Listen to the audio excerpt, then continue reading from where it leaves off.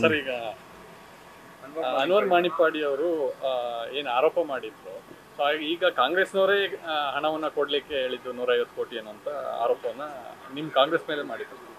ಯಾರು ಹೇಳಿದ್ದಾರೆ?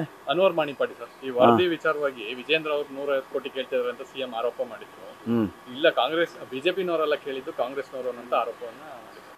ಇಲ್ಲ, ಅವರು ಯಾವ ರೀತಿ ಮಾತನಾಡಿದ್ದಾರೆ ಅನ್ನೋದ್ರ ಬಗ್ಗೆ ವಿಡಿಯೋ ಫುಟೇಜಸ್ಸು ಕೂಡ ಇದೆ. ಮೀಡಿಯಾದಲ್ಲೂ ಅದನ್ನು ಕವರ್ ಮಾಡಿದರು ಆ ಸಂದರ್ಭದಲ್ಲಿ.